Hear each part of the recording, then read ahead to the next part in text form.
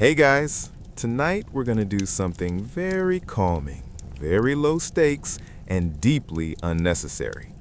We're going to lie down together, metaphorically, and think about 18th century French aristocrats. Not their wars, not their revolutions, just their wigs. Specifically, why so many of them became emotionally invested in how tall those wigs were. So, dim the lights.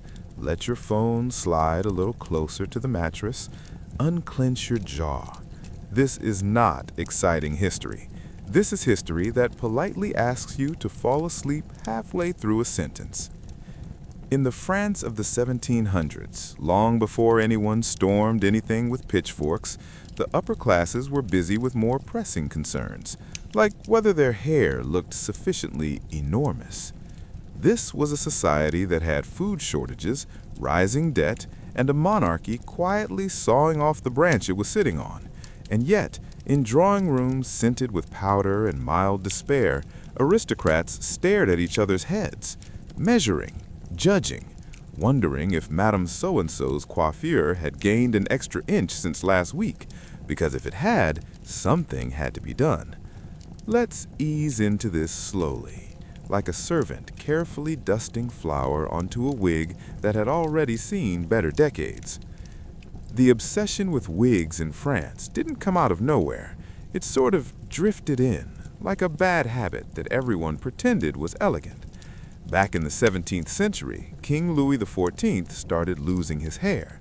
This was awkward because he was the Sun King, and the sun is not supposed to have bald spots. So he did what any absolute monarch with unlimited funds would do. He bought hair, a lot of it, human hair, styled, curled, powdered, and stacked onto his head until the problem was no longer visible. Naturally, everyone else followed, because when the king does something, it stops being a personal issue and becomes a national aesthetic. Wigs went from practical disguise to social requirement. By the time we reached the 18th century, not wearing a wig in aristocratic circles was a statement, and not a good one. It suggested poverty, or radical ideas, or worse, comfort. At first, wigs were mostly about style and cleanliness. Real hair was hard to maintain. It attracted lice. It required washing, which involved water, which was already suspicious. A wig could be removed, cleaned, repaired, and repowdered. Convenient, civilized, reasonable. But reason does not tend to stick around in elite social systems. It usually wanders off quietly while everyone is distracted by appearances. And appearances in 18th century France began to stretch upward. The height of wigs didn't increase overnight. It crept. A little more volume here, a slightly taller roll there, a few extra curls piled just a bit higher than last season. Fashion, after all, is a competition where no one admits they're competing. Each aristocrat claimed they were merely following taste. Meanwhile, they were all secretly checking mirrors and craning their necks to see who had the tallest head in the room. By the early 1700s, wigs had stopped pretending to look like natural hair. They were architectural projects. Some were so structured they required internal supports, wireframes, padding, layers of horsehair mixed with human hair, arranged into shapes that suggested effort, expense, and a complete lack of practical concerns. Height mattered because height meant visibility. In a crowded salon, the tallest wig caught the eye. It floated above the conversation like a powdered lighthouse. If your wig was tall, people noticed you before they noticed your opinions, and opinions, frankly, were optional. There was also hierarchy involved. A taller wig suggested higher status, more money, more leisure, more servants to maintain it. You weren't just wearing hair, you were wearing proof that you didn't have to do anything useful with your hands. Let's drift gently toward the court of Louis XV, a man who inherited absolute power and spent most of his life looking faintly bored by it. Louis XV himself wore wigs, of course. They were respectable, well-styled, and signaled royal authority without becoming completely absurd. But around him, the aristocracy went wild. Courtiers competed in subtle, exhausting ways. Who had the most elaborate outfit, who arrived with the most dramatic sigh, and increasingly, who had the tallest, most elaborate wig in the room. Because height suggested ambition without requiring competence. You didn't need to govern well, you just needed to look impressive while doing nothing. Women's wigs followed a similar trajectory, though they took it even further. Hairstyles became towering constructions, sometimes extending a foot or more above the head. These weren't just wigs, they were narratives, scenes, entire mood boards. Hair was shaped into waves, curls, and platforms. It was decorated with ribbons, feathers, jewels, miniature ships, garden scenes, and occasionally symbolic references no one fully understood. Why so tall? That's the question. And the answer, as always, is insecurity layered with boredom. Aristocratic life in 18th century France was rigid. Roles were fixed. Advancement was limited. You were born into a position and spent your life trying to make it look intentional. Fashion became one of the few arenas where change was allowed, where novelty was safe, where you could express superiority without threatening anyone directly. Making wigs taller was a way to stand out without stepping out of line. You weren't challenging the monarchy, you were just adding 6 more inches of powdered ambition to your head. There was also the influence of court culture at Versailles. Versailles was less a palace and more a very expensive pressure cooker. Everyone lived close together, everyone watched everyone else. Every detail mattered.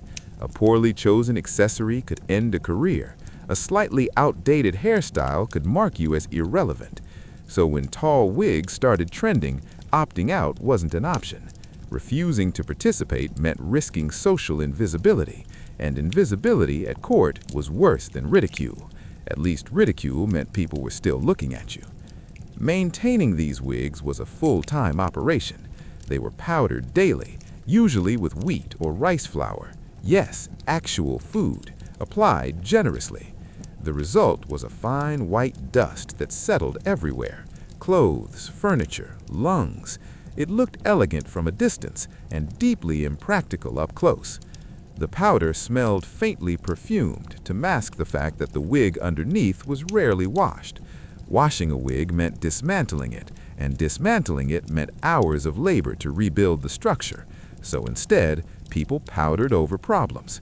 Grease, sweat, insects, all gently buried beneath another layer of white. Sleeping in wigs became common because removing them was too much trouble. Aristocrats slept propped up, necks supported by wooden headrests to preserve the hairstyle.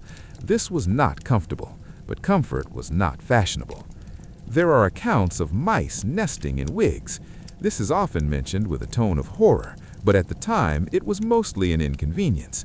If your wig attracted rodents, it meant it was sufficiently large and undisturbed, a strange kind of success. Height also played into Enlightenment-era ideas of reason and order in a slightly ironic way. Wigs were structured, symmetrical, controlled. They suggested rationality even as they perched absurdly on top of people who believed their social position was ordained by birth. The taller the wig, the more it separated the wearer from ordinary life. You couldn't move quickly. You couldn't pass through low doorways easily. You couldn't forget, even for a moment, that you were performing aristocracy. And that performance became increasingly exaggerated as the century went on. By the 1760s and 1770s, wigs and hairstyles reached heights that required negotiation with architecture. Carriages had to be modified, seats lowered, ceilings avoided. There were collapsible wigs designed to fold down for travel and then pop back up once you arrived, like socially acceptable jack-in-the-boxes. All of this took place while France's financial situation deteriorated quietly in the background. Taxes were uneven, harvests failed, bread prices rose, but at court, the conversation remained focused on appearances, on fashion, on whether a wig was tall enough to be taken seriously. There's something gently tragic about that. Not dramatic tragedy, just slow, comfortable denial. Wigs also allowed people to hide aging. Gray hair was fashionable, but real aging wasn't. A wig froze your appearance in time. You could be 50 and still look like an idealized version of 30, as long as the powder was fresh and the curls were firm. This mattered in a society obsessed with youth and favor, particularly at court, where attention from the king or queen could translate into pensions, positions, and protection. Looking impressive mattered more than being impressive. And height, again, did a lot of work. The taller the wig, the more it framed the face like a pedestal. It drew the eye upward. It made the body seem smaller, more delicate, more refined. It turned people into decorative objects, which was, in many ways, the point. Men and women alike leaned into this. Masculinity at court wasn't about strength or action. It was about elegance, wit, and endurance. Endurance of boredom, endurance of ritual, endurance of wearing a pound of hair on your head while pretending not to notice. As the century drifted on, critics began to notice the absurdity. Satirists macked the wigs, philosophers raised eyebrows, pamphlets circulated, but nothing changed, because fashion doesn't respond to logic, it responds to anxiety. And the anxiety was this: if wigs stopped growing taller, what would replace them? What new measure of status would emerge? Height was safe. Height was visible. Height was controllable, as long as you had servants and money. So they kept stacking, curl by curl, powder by powder. Chapter 2. When height became a personality trait. By the early 18th century, wigs were no longer accessories. They were commitments, emotional investments, social insurance policies made of hair and flour. Once everyone agreed that height mattered, it stopped being a choice and became a quiet obligation. You didn't wake up and ask yourself whether you wanted a tall wig. You woke up and asked how tall was tall enough to avoid embarrassment. This is how fashion works best: slowly, relentlessly, without asking permission. At Versailles, where everything was slightly performative and faintly miserable, wigs became a kind of social shorthand. You could read a person's ambition just by looking at the top of their head. A modest wig suggested caution. A taller one suggested confidence. An aggressively tall wig suggested someone trying very hard to be noticed without actually saying anything interesting. And people noticed constantly. Court life involved a lot of standing around in rooms pretending to listen. Eyes wandered, heads tilted. Measurements were made, not with rulers, but with judgment. If your wig was shorter than someone else's, you felt it, not physically, emotionally. Height became symbolic. The taller the wig, the more you appeared removed from ordinary concerns. You didn't need to bend down. You didn't need to hurry. You were literally above it all.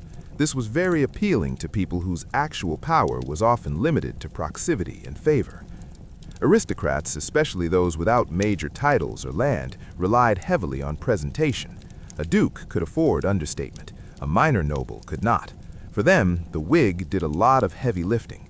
It suggested relevance. It whispered, "I belong here," even if nothing else backed it up. This pressure fed escalation. Someone would arrive with a slightly taller wig, not outrageous, just enough to register. Others would notice. They would go home, consult their hairdresser, add padding, add curls, add another layer of powder. The next week, the baseline had shifted. No one ever said, "Let's all make our wigs taller now." It just happened, like inflation or collective denial. Hairdressers became minor celebrities. The best ones were booked weeks in advance. They didn't just style hair, they engineered it. They understood balance, structure, and how to cheat height without collapsing under gravity. A successful wig had to look effortless while being anything but. These hairdressers listened. They heard gossip. They knew who wanted to impress whom. They adjusted heights accordingly. A wig wasn't just tall, it was strategically tall. There were practical limits, of course. Human necks can only support so much ambition. But rather than scaling back, people found solutions. Internal frames redistributed weight. Padding was lightened. Hairstyles were shaped to give the illusion of height without adding too much mass. Optical tricks, social engineering through curls. Powder helped. White powder blurred edges. It softened shapes. It made everything look larger and more uniform. It also made wigs appear cleaner and more refined, even when they were not. Powder was the great equalizer and the great concealer. The obsession with height bled into other aspects of fashion. Hats grew taller to sit on top of wigs. Hairstyles adapted to accommodate headwear, or vice versa. Everything stacked, nothing simplified. And all of this took place while France's financial situation deteriorated quietly in the background. Taxes were uneven, harvests failed, bread prices rose, but at court, the conversation remained focused on appearances, on fashion, on whether a wig was tall enough to be taken seriously. There's something gently tragic about that. Not dramatic tragedy, just slow, comfortable denial. Women's hairstyles, especially later in the century, became almost theatrical. They incorporated themes. A wig could commemorate an event, a victory, a romance, or simply a mood. Height provided space. Space for symbolism, space for excess. But the underlying motivation was the same: visibility. In a crowded social environment, height guaranteed attention. Even negative attention was better than none. Critics pointed out the absurdity, gently at first. Essays mocked the impracticality. Cartoons exaggerated proportions.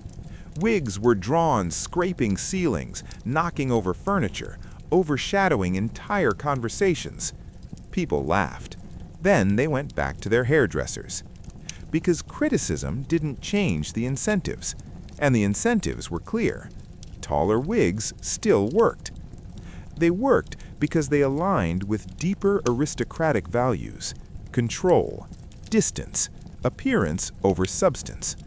A tall wig created literal distance between the wearer and the ground, between the wearer and labor, between the wearer and reality. It was hierarchy made visible, and hierarchy in 18th century France was sacred.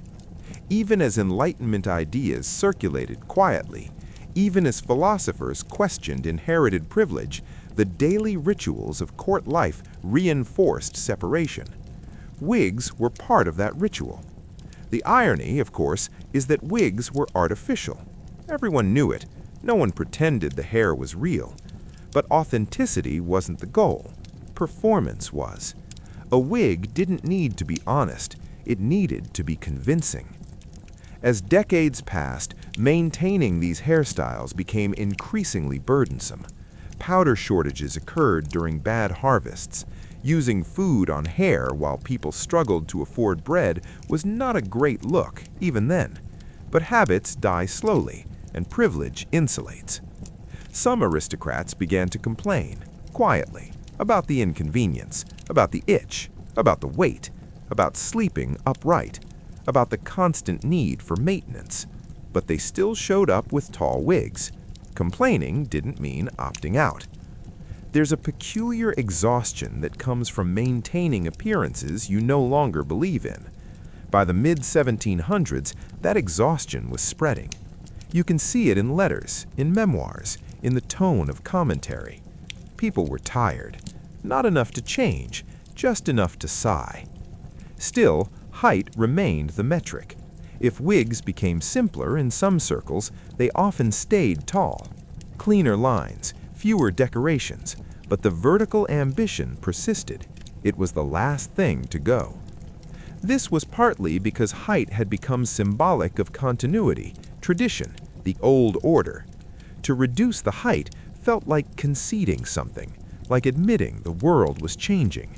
And the world was changing, slowly, unevenly, but unmistakably. Outside Versailles, styles were already shifting.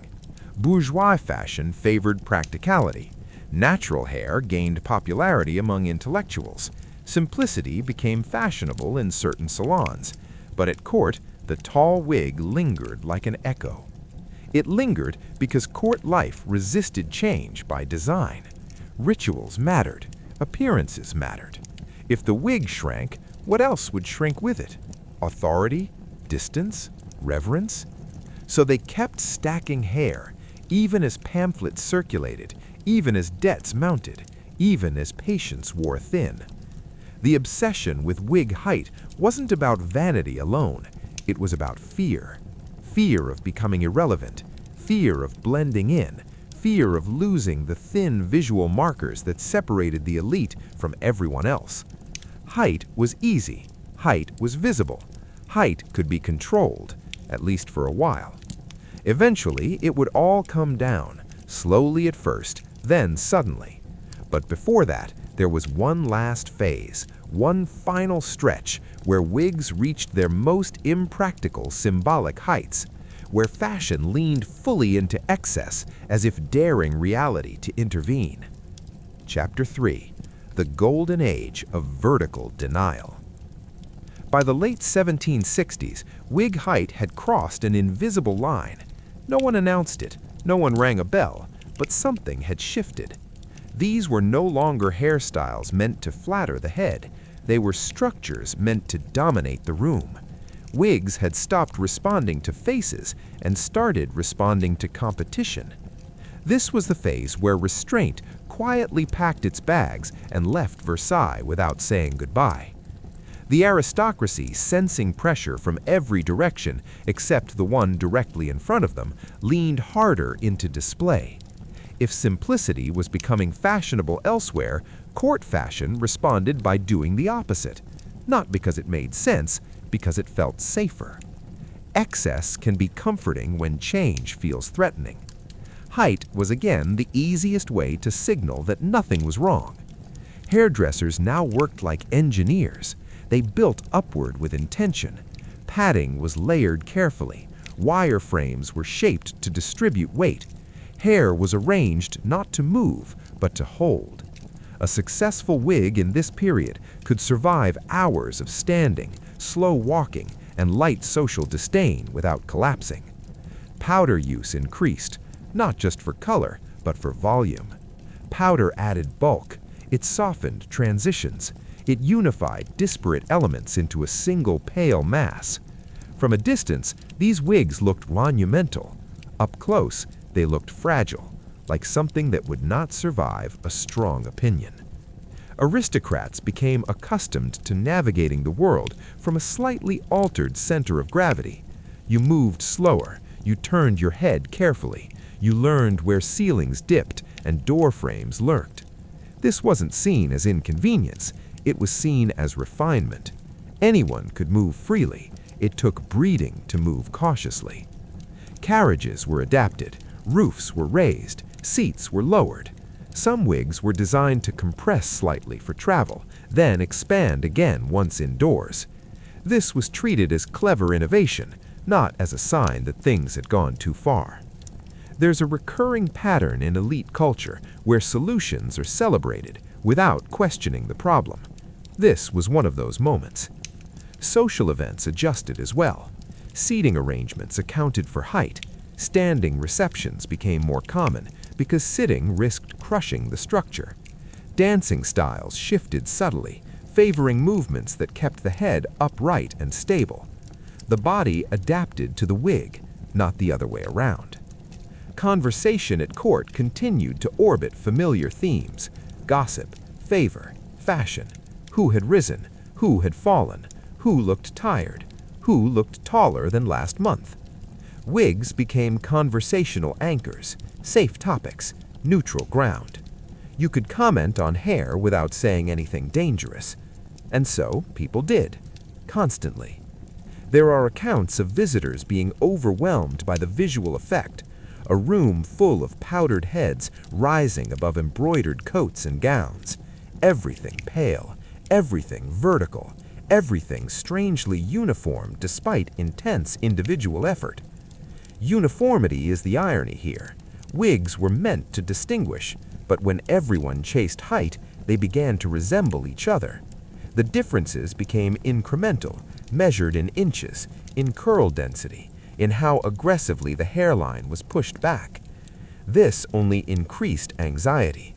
When distinction narrows, people push harder. Women's hairstyles, in particular, reached a kind of soft absurdity. These were not just wigs, they were platforms. Stories were built into them. A hairstyle might commemorate a naval victory with a tiny model ship nestled among curls. Another might reference pastoral ideals with artificial flowers and miniature landscapes. Height made space for symbolism, and symbolism made people feel clever. The hair itself was rarely the wearer's. Most women's hair was supplemented heavily with extensions, padding, and borrowed strands. Hair could be bought, sold, reused. A wig might contain hair from several unknown people, combined into a single fashionable illusion. This wasn't disturbing at the time, it was efficient. Maintenance was constant. Hairstyles lasted days, sometimes weeks. Powder was reapplied, decorations refreshed. The structure remained intact until it didn't. When a wig collapsed, it was a minor disaster. Repairs were discreet but urgent. Sleeping remained an ordeal. People slept sitting up, necks supported by small headrests. This was not restful, but exhaustion was common anyway. Court life was draining in ways that had nothing to do with physical labor. The height obsession also intersected with rank. Higher-ranking individuals could afford subtler height. Their wigs were tall but balanced, controlled. Minor nobles and those desperate for attention often overdid it. Excess height was read as ambition without authority, but underdoing it was worse. So people aimed for just enough, which collectively meant too much. Criticism grew sharper as the years passed. Satirical prints circulated more widely. Writers mocked the ridiculousness openly. Enlightenment thinkers linked excessive fashion to moral decay. They weren't wrong, but they also weren't invited to the best parties. Inside the court, criticism was absorbed and neutralized. People laughed, they acknowledged the joke, then they powdered their wigs and went on with their day. Self-awareness did not lead to change, it led to irony. Irony is very comfortable. It lets you participate while pretending you're above it. By the 1770s, economic strain became harder to ignore. Powder shortages caused occasional panic. Using flour on hair while people struggled to eat was increasingly visible. Some attempted alternatives, starch substitutes, scented powders, but the optics were already bad. Still, the wigs remained tall. There's a tendency to imagine that people in the past didn't notice contradictions. They did. They just didn't always act on them. Acting would have required dismantling systems that still benefited them, at least in the short term. Height was part of that system. It reinforced distance. It reminded everyone who belonged and who did not. You couldn't fake a tall wig without resources, and resources still mattered. The royal family itself set a slightly calmer tone. Marie Antoinette's hairstyles were famous, but even she cycled through phases, sometimes extravagant, sometimes simpler. Her influence was powerful but inconsistent. Fashion at court did not move as one. What did move consistently was anxiety, a low-level hum of unease. People sensed that something was off, that the rituals were becoming hollow, that appearances were starting to feel heavy rather than reassuring. And yet, when faced with that feeling, the response was not reduction, it was amplification. More height, more structure, more powder. There's a psychological comfort in exaggeration.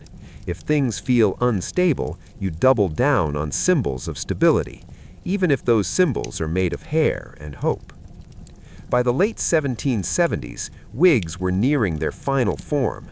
The tallest, most elaborate styles appeared just before the system that supported them began to fracture.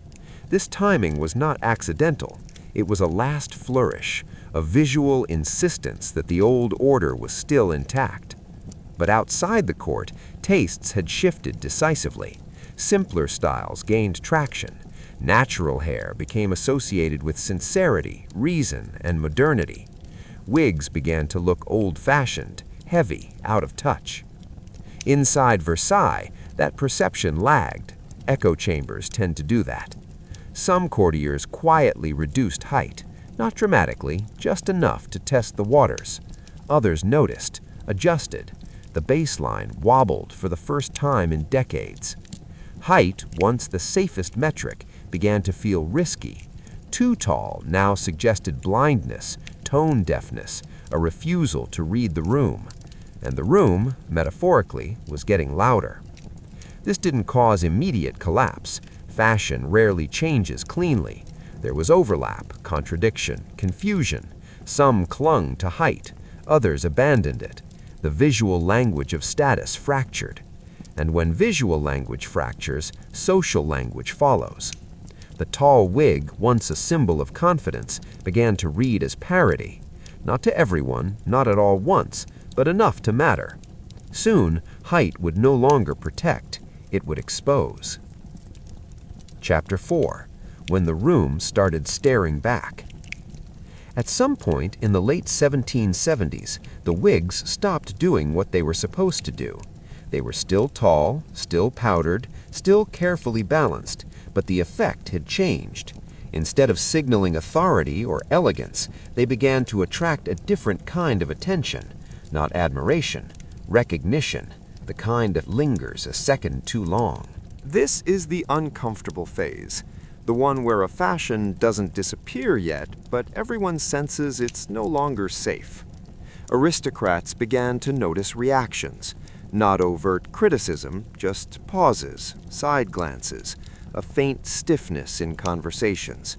The wigs were still impressive, but now they felt like statements, and statements invite interpretation. Height, once neutral, became political without anyone asking it to. Outside the court, wigs were already fading fast.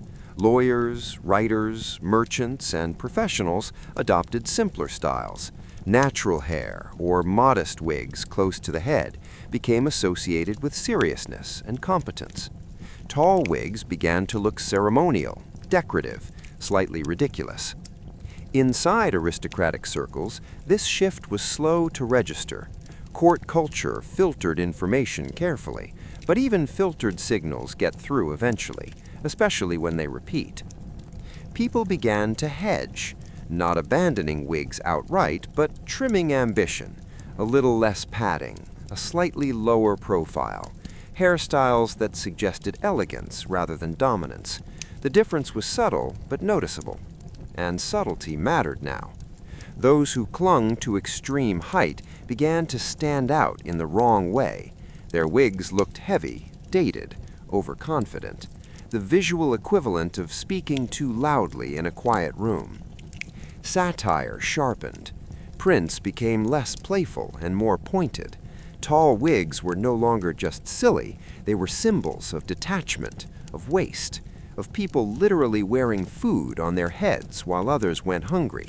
This message didn't need explanation. Powder shortages worsened. Flour prices rose. Using edible materials for fashion became indefensible even by aristocratic standards. Some attempted substitutes: potato starch, chalk, rice powder imported at great expense. These were compromises, not solutions. The problem wasn't powder, it was perception. Height no longer communicated refinement, it communicated stubbornness. Some aristocrats adapted quickly. They sensed danger in excess. These were often the more perceptive or the more anxious. They adopted simpler styles and spoke approvingly of moderation. They framed it as taste, not fear. Others refused. They insisted that tradition mattered, that court fashion was court fashion, that lowering wigs would signal weakness. They weren't entirely wrong, but they were also late. There's a moment in every collapsing system where symbols outlive their usefulness but remain fiercely defended. This was one of those moments. The wig had become less about beauty and more about identity. Letting it go felt like admitting something fundamental was over. Hairdressers felt the tension too. Demand changed unevenly. Some clients wanted lower profiles. Others demanded height as proof of loyalty to the old order. The same hairdresser might create radically different styles in the same week, depending on the customer's nerves. This created visual chaos. Rooms filled with mismatched signals, tall wigs beside modest ones, extravagance next to restraint, no clear standard, no shared language. When fashion loses coherence, it loses authority. The royal court tried to stabilize things through example, but consistency was impossible. Marie Antoinette herself shifted styles frequently, sometimes extravagant, sometimes pastoral, sometimes deliberately simple. Each change sent ripples through the court. Each ripple contradicted the last. People didn't know what was expected anymore, and uncertainty is poison to court culture. Wigs also began to feel physically wrong, heavy, hot, confining. People noticed discomfort more once the social payoff declined. Pain is easier to tolerate when it feels meaningful. When it stops feeling meaningful, it's just pain. Sleeping upright lost its romance. Neck aches became harder to ignore. Powder in the lungs caused coughing fits that were no longer funny. Insects nesting in hair stopped being anecdotes and started being complaints. The wig, once a tool of elevation, became a burden. Still, no one wanted to be first to fully abandon it. First movers risked ridicule, or worse, being mistaken for sympathizing with reformist ideas. Simplicity was not politically neutral anymore. So the decline happened unevenly, in layers, in excuses. I've gone lower for comfort. It's more appropriate for daytime. This style suits my face. No one said, this is embarrassing now, but everyone felt it. Height lingered longest in ceremonial settings, formal appearances, official events, places where tradition still carried weight. But even there, wigs seemed disconnected from reality, like costumes from a play everyone had stopped believing in. The symbolism flipped quietly. Tall wigs began to suggest fragility rather than power. They looked like something that could topple, something precarious, a structure waiting for a breeze, and the breeze was coming. As political tension increased, aristocratic fashion became easier to criticize. It was visible, tangible, easy to mock. Wigs, especially tall ones, were perfect targets. They required no explanation. You could just point. The association between height and arrogance solidified. The wig stopped being a neutral status marker and became a moral one. To wear it was to announce indifference, to reality, to suffering, to change. This was unfair in many individual cases, but fairness rarely survives symbolic collapse. Some aristocrats sensed danger and tried to reinvent themselves. They adopted simpler dress, cut their hair, spoke of reason and moderation. They hoped appearances could buy them time. Sometimes they did, often they didn't. Others doubled down. They wore their wigs taller, stiffer, more formal than ever, a visual refusal to adapt, a statement that authority would not be negotiated. This, predictably, did not help. By the late 1780s, tall wigs were unmistakably old-fashioned. Younger nobles avoided them. Older ones clung to them. The generational divide became visible at a glance. Hair height became a proxy for world view. The collapse of wig culture was not dramatic. There was no moment where everyone removed their wigs at once. It was quieter. People stopped replacing them. Hairdressers closed shops. Powder fell out of use. The towers simply failed to reappear. When the revolution finally arrived, wigs vanished almost overnight, not because they caused the revolution, but because they no longer made sense in a world that rejected inherited display. Cutting one's hair became symbolic, a rejection of artifice, a performance of equality.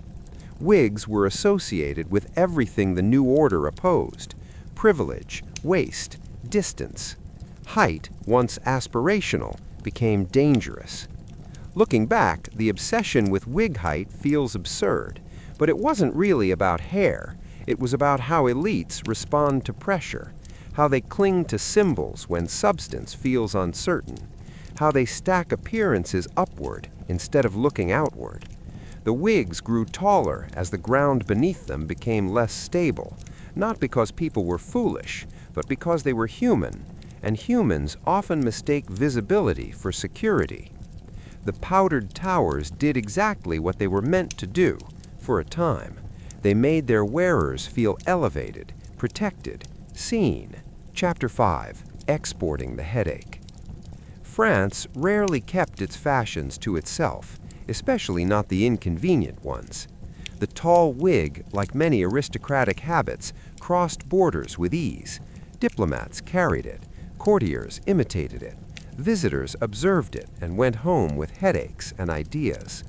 By the mid-17th century, versions of the French wig obsession had appeared across Europe, not always as tall, not always as elaborate, but unmistakably inspired.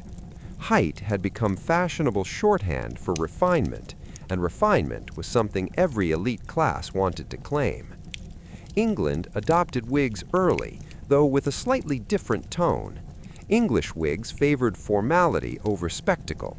Judges' wigs, for example, were not towering, but they were heavy and symbolic. They suggested authority through tradition rather than flamboyance. Still, even there, size mattered. A substantial wig implied seriousness. A small one suggested informality or dissent. In German courts, wigs took on a more structured, almost military neatness. Height was controlled, disciplined, less theatrical than France, but still intentional. The message was similar: distance from labor, distance from chaos, hair as architecture. In smaller courts, the effect was exaggerated. Minor princes and dukes, eager to appear cosmopolitan, leaned hard into French styles, sometimes too hard. Without the scale or context of Versailles, tall wigs looked out of place, like wearing court dress to a village meeting. But no one wanted to look provincial, so they stacked hair anyway. This diffusion of fashion reinforced the idea that height equaled sophistication. It also spread the practical problems: powder shortages, maintenance costs, discomfort. Everywhere the wig went, so did the ritual. What changed slowly was the timeline. Outside France, the decline came earlier. Other courts watched the growing criticism in Paris and adjusted faster. Some quietly abandoned height before it became embarrassing. Others held on out of stubborn loyalty to the old aesthetic. The wig's journey across Europe highlights something important. This wasn't just about French excess, it was about elite culture in general, about how symbols circulate, about how status is communicated visually when political legitimacy feels fragile. Wigs provided a solution that didn't require reform. You didn't need to govern better, you didn't need to listen more, you just needed to look impressive from the neck up. That logic was tempting everywhere. But even where wigs persisted, height eventually softened. The late 18th century favored cleaner lines. Enlightenment ideals pushed towards simplicity. Rationality became fashionable. Hair followed, reluctantly. By the time revolutionary ideas spread beyond France, tall wigs already felt outdated. They belonged to an older rhythm, a slower, more insulated world. When they disappeared, they left little behind. No one mourned them deeply. They weren't replaced with new towers. They were replaced with absence, with shorter hair, with faces more exposed to weather and expression. This shift didn't make people more equal or more just, but it changed the visual language of power. Authority stopped floating quite so far above the body. Looking back, the obsession with wig height feels a footnote, a strange powdered aside in the long story of aristocracy. But it's a revealing one.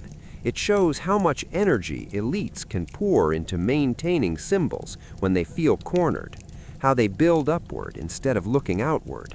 The wigs grew taller as the ground beneath them became less stable, not because people were foolish, but because they were human, and humans often mistake visibility for security. The powdered towers did exactly what they were meant to do, for a time. They made their wearers feel elevated, protected, seen. This shift altered how status was displayed. Without towering wigs, elites needed new ways to signal distinction. Clothing took on more responsibility. So did posture, speech, association. Power retreated inward, becoming less immediately visible. That invisibility made some people uncomfortable. The aristocracy had relied on visual cues for generations. You could walk into a room and understand the hierarchy instantly. Who mattered, who didn't. Wigs had helped with that. When they vanished, hierarchy became harder to read at a glance. That ambiguity was unsettling. Ambiguity always is. In the post-wig world, people had to work harder to assert importance. Titles still mattered, wealth still mattered, but the effortless visual shorthand was gone. You had to speak, to act, to engage. This was not everyone's strength. For some, this was freeing. For others, deeply alarming. The disappearance of tall wigs also changed how people perceived faces. Expressions became more visible. Aging became harder to disguise. Authority looked more human, less monumental. That had consequences. A face without a towering frame is easier to judge, easier to criticize, easier to imagine as fallible. Hair, once a buffer, had softened the edges. Without it, power felt closer, more tangible, more accountable, at least visually. This didn't mean elites suddenly became empathetic or grounded, but the performance shifted. Excess moved elsewhere, into architecture, into ceremony, into language. Human creativity never abandons excess, it just relocates it. Interestingly, nostalgia for wigs appeared almost immediately, not for the discomfort, but for what they represented: stability, continuity, a world where rules were clear, even if they were unfair. In memoirs written later, aristocrats sometimes recalled the wig era with gentle amusement. They laughed at the absurdity. They remembered the rituals, the hours spent being powdered, the quiet competitions. There was affection there, not for the wigs themselves, but for the certainty they provided. Certainty is seductive. Outside aristocratic circles, wigs became symbols of the past almost overnight. Caricatures exaggerated them, plays mocked them. Tall wigs became shorthand for foolish authority, a visual joke that required no explanation. This is how symbols die. They don't fade, they flip. The same object that once commanded respect becomes a punchline, and once that happens, there's no recovery. In the long view, the obsession with wig height reads like a stress response, a society under pressure, investing heavily in surface-level control, stacking order literally on top of the body, creating distance through design. It wasn't unique to wigs. You see the same impulse in other eras: taller buildings, louder rhetoric, bigger displays. When legitimacy feels fragile, visibility increases. The 18th century French aristocrat did not wake up intending to look ridiculous. They woke up intending to look secure. The result just happened to involve a lot of powder. What makes the wig story so soothing in hindsight is its smallness. No great battles, no dramatic turning points, just people slowly escalating a fashion trend until it collapsed under its own weight. It's history at its most human, slightly vain, slightly anxious, entirely predictable, and very, very tired. As the powdered towers disappeared, they left behind lessons no one formally learned, about the limits of performance, about the dangers of confusing height with importance, about how much effort can be spent avoiding discomfort instead of addressing it. But history rarely learns lessons cleanly. It just repeats patterns in new materials.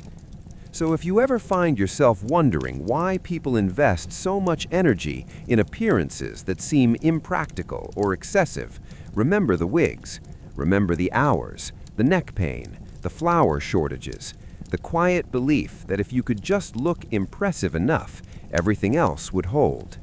For a while, it did, and then it didn't. That's often how these things end, not with a crash, just with people quietly deciding not to rebuild what finally fell over. We'll let the room stay empty a little longer. No powder in the air, no towering silhouettes, just the soft absence of something that once felt essential and now feels unnecessary. History has a way of doing that. Chapter 7. Echoes of Height in Quieter Places. Even after the wigs were gone, the idea behind them lingered. Not the hair, the instinct, the belief that importance should be visible, that status should rise above the crowd, preferably in a way that requires maintenance and explanation. This instinct doesn't disappear when fashion changes, it just finds softer places to land. In the decades after powdered wigs vanished, European elites shifted their attention elsewhere. Clothing became more restrained, but also more precise. Cuts mattered, fabrics mattered, subtle markers replaced obvious ones. Instead of height, it was fit. Instead of towers, it was tailoring. The work moved inward, and that made it feel more serious. But the memory of wigs hung around like a faint smell of powder. People still joked about them, still referenced them when mocking the excesses of the old regime. The tall wig became shorthand for everything people wanted to leave behind. Distance, artificiality, people who looked down on others while literally looking down on others. Children learned about wigs in caricatures before they learned about them in books. Plays used them as visual punchlines. A tall wig on stage immediately signaled foolish authority, no dialogue required. This transformation from symbol to joke is one of history's quieter moves. It doesn't announce itself, it just happens. One generation treats something with reverence, the next treats it with irony, the next barely remembers it except as a costume. By the early 19th century, wigs had settled into specific, narrow roles. Judges, lawyers, ceremonial figures, places where tradition was intentionally preserved, not because it was practical, but because it felt stabilizing. Even then, it wasn't about hair, it was about continuity, about the comfort of repetition. Outside those spaces, wigs looked strange, excessive, out of place. The world had learned to read faces again, to notice expressions, to interpret authority without scaffolding. This didn't make society fairer, it just made it quieter. The absence of tall wigs also changed how people remembered the 18th century. When we imagine that era now, the wigs stand out. They dominate paintings and illustrations. They make people look unreal, distant, almost fictional. That visual distortion affects how we judge the past. It makes the people seem stranger than they were, more foolish, more theatrical, easier to dismiss. But beneath the hair were ordinary anxieties, fear of irrelevance, fear of change, fear of being seen without protection. The wig was a shield, an elevated one. When you look at portraits from the period, it's tempting to focus on the hair, but if you let your eyes drift downward, you see tired faces, a slight tension in the mouth, a practiced calm that doesn't quite settle. People holding still for longer than comfort allows. They were performing stability, just like everyone else does, in whatever form is fashionable at the time. The obsession with height feels especially gentle because it failed quietly. There was no last great wig, no final trend everyone agreed was too much, just a gradual thinning, a lowering, a collective decision not to rebuild. That kind of ending is rare and oddly soothing. Most excesses collapse noisily. Wigs simply stopped being worth the effort. And effort is the key word. The wigs required constant work, servants, specialists, time. When belief in the symbol faded, the work became visible, and visible labor is harder to ignore than invisible meaning. Once people noticed how much energy went into looking elevated, they began to question why elevation was necessary at all. That question didn't stop inequality, but it did change how inequality presented itself. The legacy of tall wigs isn't found in hair, it's found in how elites continue to use aesthetics to create distance, in how status still seeks height, metaphorical or otherwise, in how architecture, language, and ceremony rise upward when legitimacy feels thin. We still live among the echoes of that instinct. But tonight, we don't need to chase those echoes. We can let them soften, let them drift. The wigs are gone, the powder has settled, The ceilings are intact, and the people, finally, are closer to the ground. History, when viewed from this angle, isn't loud. It's just a series of small adjustments. People stacking symbols, then getting tired, then choosing not to stack them again. That rhythm repeats, quietly, predictably, comfortingly. Chapter 8. The Soft Comfort of Forgetting. By the time wigs became objects of mild curiosity rather than social necessity, something else had happened alongside their disappearance. People forgot how serious they once were, not intentionally, just naturally. The urgency drained away, leaving behind a faint outline where intensity used to live. This is how most cultural obsessions end, not with lessons learned, but with amnesia. Later generations looked at old portraits and laughed gently. The hair looked ridiculous, the powder looked impractical, the height looked unnecessary, and all of that was true. What they didn't feel anymore was the pressure, the quiet daily stress of maintaining those shapes, the feeling that your position in the world could be read from the top of your head. That feeling doesn't translate well through time. We tend to assume people in the past were less self-aware, less ironic, less tired. But the wig era suggests otherwise. They knew it was absurd. They just didn't know how to stop. Or rather, they didn't know how to stop without risking something worse. There's a calm sadness in that. The aristocrats of 18th century France weren't cartoon villains twirling powdered curls while ignoring reality. They were people living inside a system that rewarded display and punished deviation. The wig was one of the safer ways to comply. You could add height without challenging power. You could express ambition without speaking it. That safety made the wig sticky. Once the system collapsed or shifted enough to make the symbol obsolete, the effort stopped feeling justified. People didn't mourn the wigs because they hadn't loved them. They had endured them. Endurance doesn't inspire nostalgia. It inspires relief. In private letters written after the fact, there's very little longing for the return of towering hairstyles. People mention them the way you mention a difficult commute from a previous job, something you survived, something you're glad is over. They remember the inconvenience more clearly than the glamour. The time spent sitting still while someone powdered your head, the itch that never quite went away, the careful posture required to avoid collapse, the way your neck ached by evening. None of that ages well in memory. And yet, the image persists. We still associate the 18th century with wigs more than with tax reforms or grain shortages. Hair became the shorthand, a visual summary of excess. That says as much about us as it does about them. We like tidy symbols. We like things we can point at. Wigs are easy. They make history feel manageable, slightly silly, contained. But the truth is quieter. The wig obsession wasn't a joke while it was happening. It was work. It was anxiety. It was adaptation. And adaptation always looks strange in retrospect. If you listen closely to the wig story, it hums with a familiar frequency. People responding to uncertainty by amplifying visible signals, making themselves taller, louder, more noticeable, hoping that presence can substitute for security. Sometimes it works, for a while. The aristocrats didn't lose power because their wigs were tall, but their wigs tell us something about how they experienced that power, as something that needed reinforcement, something that might slip if not constantly maintained.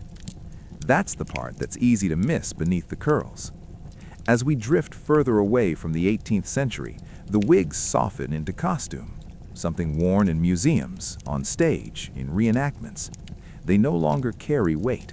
They no longer require explanation. They're just objects, and objects are safe. There's a particular peace in that transformation, when something that once demanded constant attention becomes inert, when a whole category of effort simply stops being necessary. The people who wore those wigs didn't get to enjoy that peace.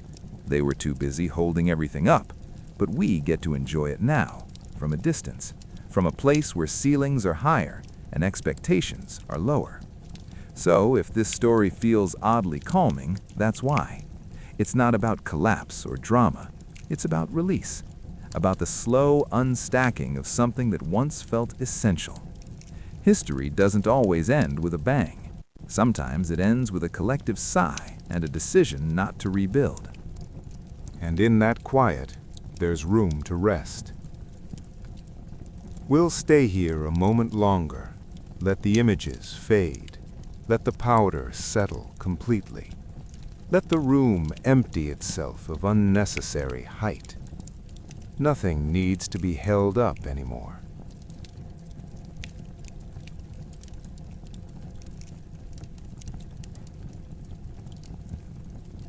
After the wigs faded into harmless absurdity, no committee met to discuss what had happened. No pamphlet neatly summarized the mistake. No one stood up and said, "We should probably remember this next time." History rarely offers that kind of closure. Instead, the lesson dissolved into atmosphere. People moved on. New fashions arrived. New anxieties took shape. Different symbols rose to take the place of old ones. The aristocracy didn't suddenly become introspective. They simply adjusted their performances to suit the moment. That's the quiet trick of continuity. Systems survive by changing costumes, not behavior.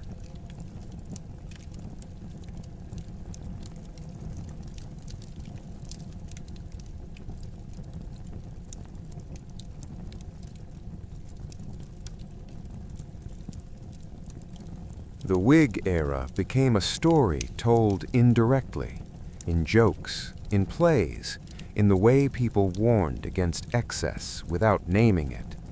Don't overdo it, they'd say, without specifying what it was. Everyone understood anyway. What lingered was a faint awareness that height, literal or symbolic, could backfire, that pushing too hard upward invited scrutiny, that visibility cuts both ways. But awareness doesn't prevent repetition, it just changes the shape of it. In the years that followed, elites invested in other markers. Manners became more elaborate, language more refined, education more emphasized. If you couldn't tower physically, you could tower intellectually, or at least appear to. This shift felt more reasonable, less absurd, but it served a similar function. Distance was still the goal. Separation was still carefully maintained. The wig made that separation obvious. Its absence made it subtler. Subtlety is harder to criticize. That's one of its advantages.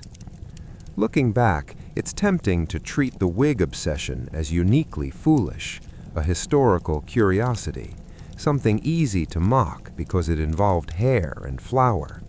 But the impulse behind it is deeply familiar. When people feel their position threatened, they exaggerate the signals that once protected them. They cling to rituals. They invest in appearances. They stack symbols higher and higher, hoping weight will equal permanence. The aristocracy of 18th century France did this with wigs. Others have done it with uniforms, titles, buildings, language, and rules.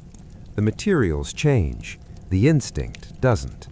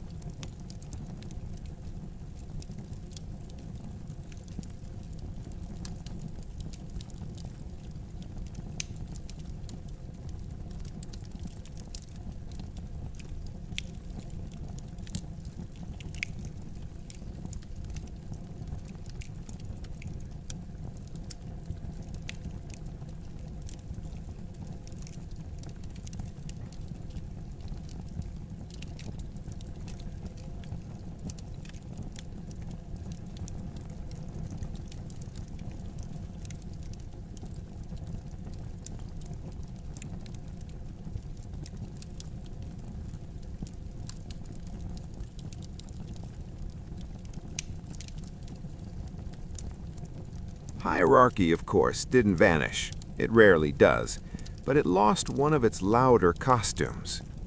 There's something restful about watching a society quietly retire an exhausting habit. No ceremony, no debate, just a collective exhale. From our distance, it's tempting to ask why it took so long, why people endured the discomfort for decades. But endurance often feels normal from the inside. It's only later that it looks excessive. While the wigs were tall, they made sense. They fit the rhythm of court life. They matched the pace, the rituals, the expectations. Once the rhythm changed, they no longer fit. Fashion always follows rhythm. What replaced the wig obsession wasn't clarity or fairness. It was just another equilibrium, a slightly lower one, a little closer to the ground. And that was enough. The memory of tall wigs settled into archives, museums, and costume closets. They became things to look at, not things to wear.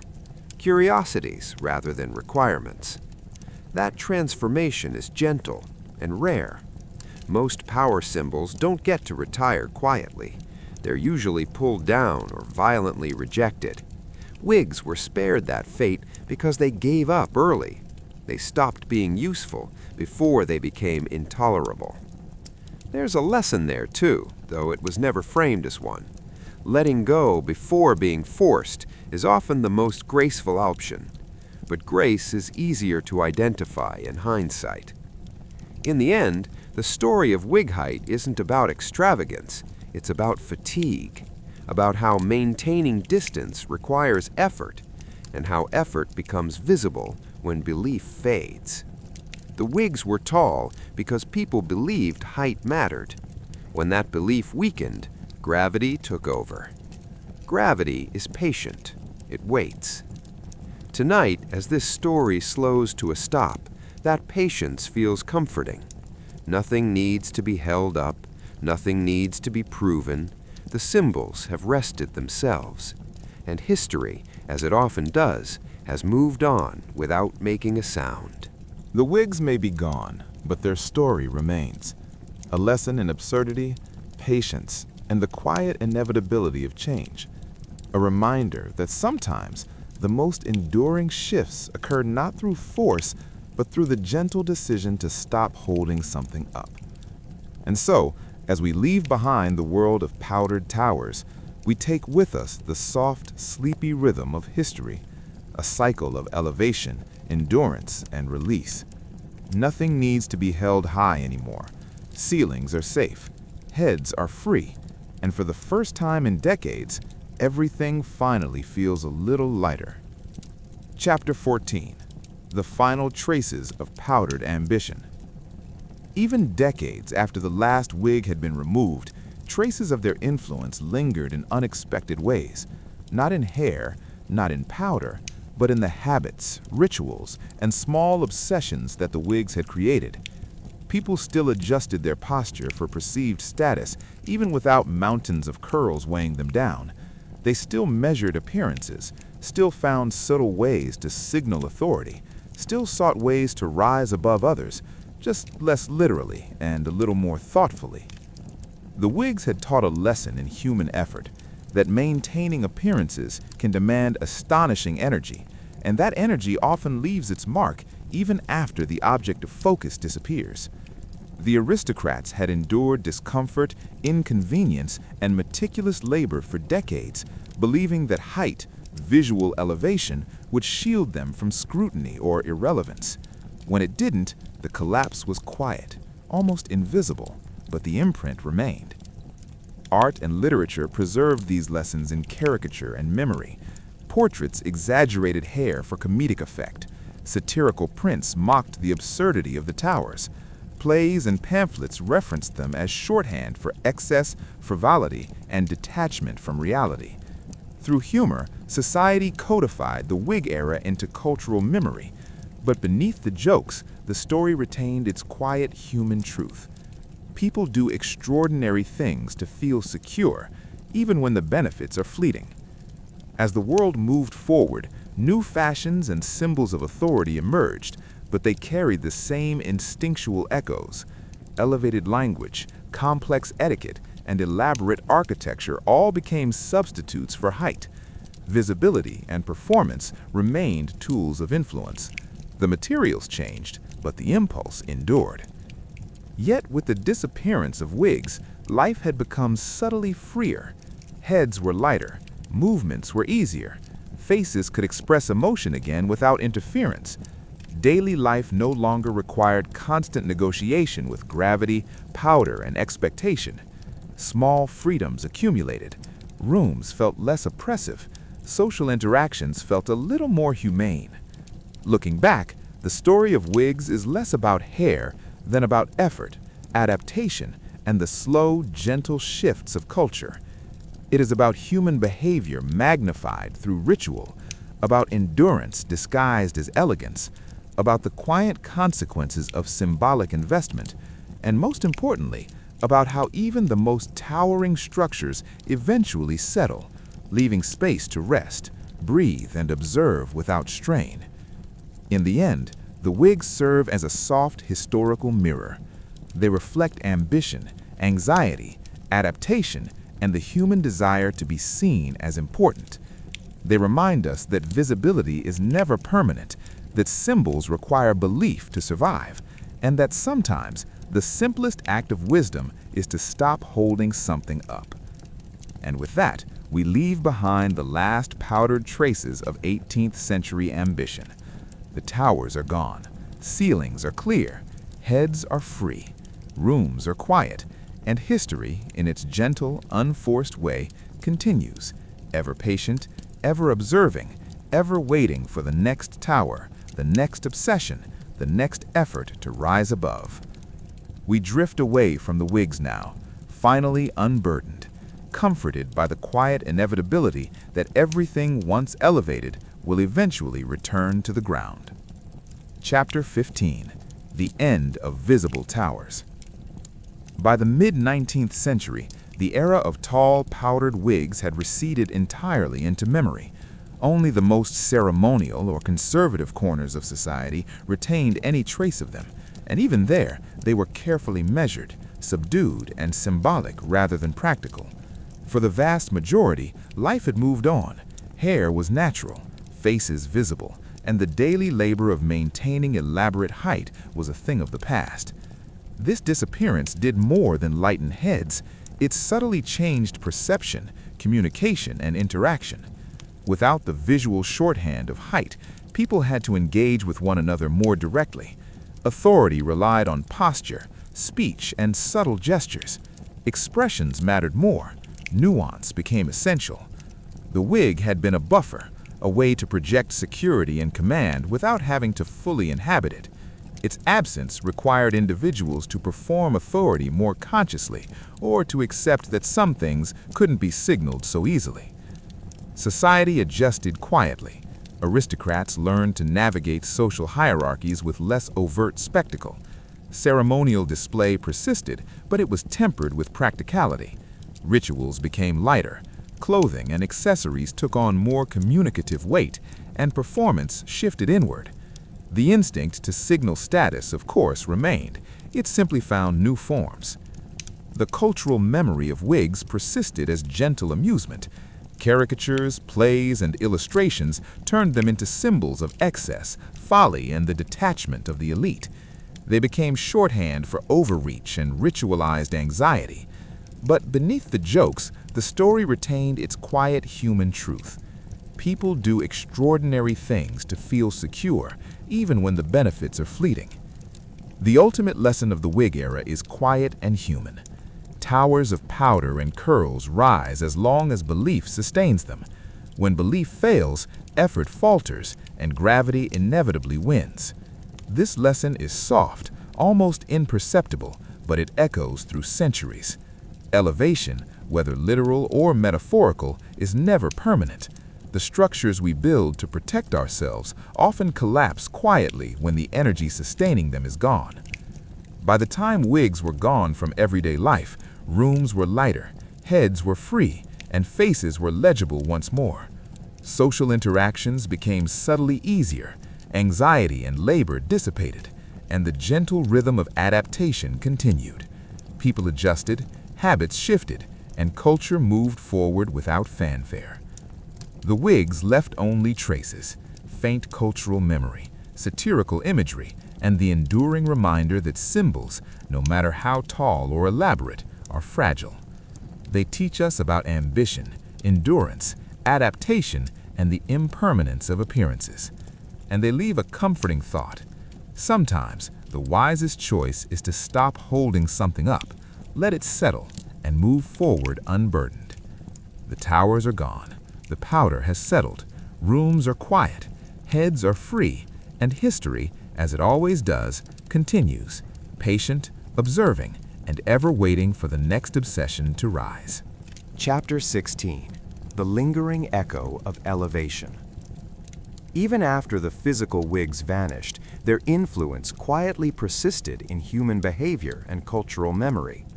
People no longer needed towering hair to signal importance, but the instinct behind it, the desire to rise above, to be seen as elevated, remained deeply rooted. It moved into subtler forms: posture, clothing, accessories, speech, and ceremony. The medium changed, but the impulse endured. In this sense, the wigs left a legacy not in hair, but in perception. Authority had once floated above the body, obvious and immediate. Now it needed careful management, an active performance rather than a passive declaration. The removal of wigs didn't democratize society. Hierarchy remained, but visibility became more nuanced, more strategic. Subtlety replaced spectacle, and endurance replaced ornamentation. Art and literature preserved the memory of wigs as humor, critique, and nostalgia. Caricatures exaggerated the absurd heights, making them shorthand for excess and detachment. Yet beneath the jokes lies a more serious lesson. People invest immense energy into symbols they believe protect them, even when those symbols are temporary or impractical. Belief fuels effort, and effort can create its own weight, literal and metaphorical. The wigs also remind us of the quiet rhythm of historical change. Their decline was not sudden or violent. No decree abolished them. No revolution specifically targeted hair. They fell because the social energy maintaining them evaporated. Individuals stopped caring enough to hold them up, and the structures collapsed naturally under their own weight. This kind of resolution is rare and oddly comforting. Daily life improved in small but tangible ways. Rooms felt less cluttered, movement was easier, faces became legible again, interaction required less calculation. The soft freedom of this change went largely unnoticed at the time, but it left a subtle mark. Life required slightly less performance, and the effort once devoted to elevation could be redirected elsewhere. Reflecting on the era from a distance, the wigs appear both ridiculous and poignant. They show ambition made visible, anxiety made tangible, and the human desire for security expressed through absurdly elaborate fashion. They reveal the lengths to which people will go to maintain status, and how quickly the structures built on belief can disappear when belief fades. The wigs may be gone, the powder settled, and the towers leveled, but the story lingers as a quiet lesson. Symbols work only as long as people sustain them. Elevation is temporary, visibility is costly, and sometimes the wisest choice is simply to stop holding something up.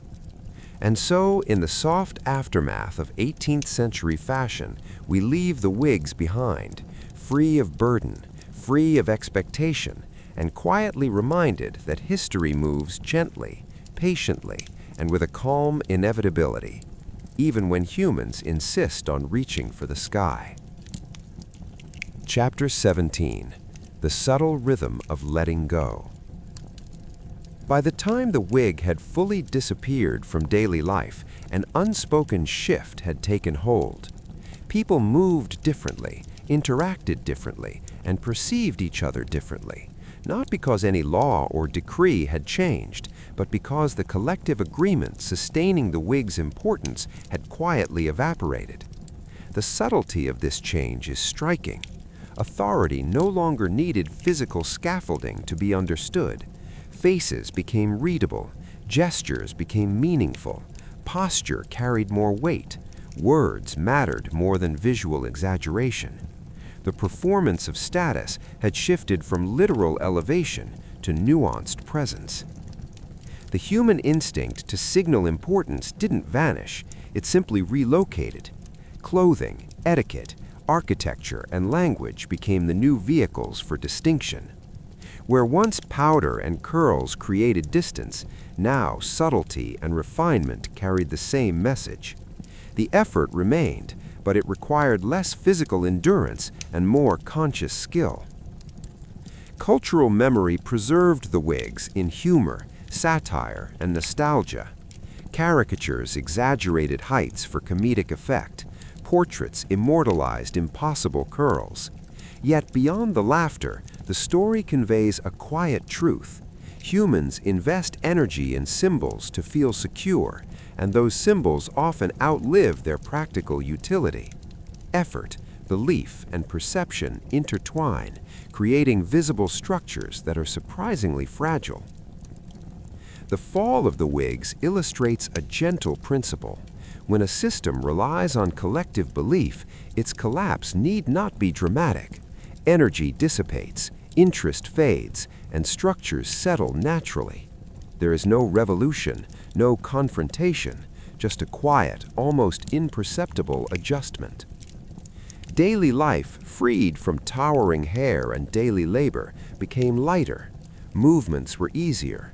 Interactions required less calculation. Heads and shoulders relaxed. Rooms felt bigger. Small liberties accumulated, subtly shifting the social rhythm of the time. In the end, the wigs teach us about endurance, adaptation, and the impermanence of appearances. The tallest structures, whether literal or symbolic, eventually return to the ground when the collective effort sustaining them wanes.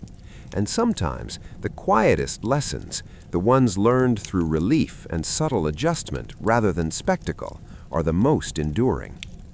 We leave behind the era of powdered towers and heavy wigs, carrying with us the gentle understanding that effort without meaning eventually collapses, that visibility has a cost, and that letting go can be quieter, softer, and wiser than holding anything up, no matter how grand it once seemed.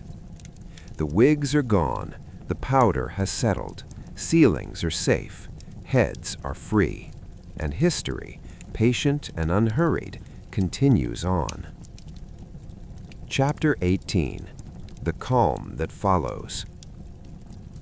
As the wig era faded completely into the past, a quiet sort of calm settled over everyday life. The rooms that once felt cluttered with powdered towers were empty. Neck strain disappeared. Movement was easier. Faces became legible again. Interaction required less calculation. The soft freedom of this change went largely unnoticed at the time, but it left a subtle mark. Life required slightly less performance, and the effort once devoted to elevation could be redirected elsewhere. Reflecting on the era from a distance, the wigs appear both ridiculous and poignant. They show ambition made visible, anxiety made tangible, and the human desire for security expressed through absurdly elaborate fashion. They reveal the lengths to which people will go to maintain status, and how quickly the structures built on belief can disappear when belief fades. The wigs may be gone, the powder settled, and the towers leveled, but the story lingers as a quiet lesson. Symbols work only as long as people sustain them. Elevation is temporary, visibility is costly, and sometimes the wisest choice is simply to stop holding something up. And so, in the soft aftermath of 18th century fashion, we leave the wigs behind, free of burden, free of expectation, and quietly reminded that history moves gently, patiently, and with a calm inevitability, even when humans insist on reaching for the sky. By the time wigs were gone, the towers of powder had settled. Ceilings were clear, heads were lighter, and people could exist without the constant reminder to appear taller, more important, or more secure than necessary. The wigs have disappeared, but their story endures as a gentle meditation. Symbols require belief, visibility has a cost, and sometimes the wisest choice is to stop holding something up. History moves quietly, patiently, and always continues, even after the tallest towers have fallen. Even decades after the wigs disappeared, their presence lingered quietly, not on heads, not in powder, but in memory and habit. People remembered the weight of the curls, the itch of powder, the careful balance required to maintain composure. Those recollections persisted in letters, memoirs, and gentle jokes, a soft echo of an era now past.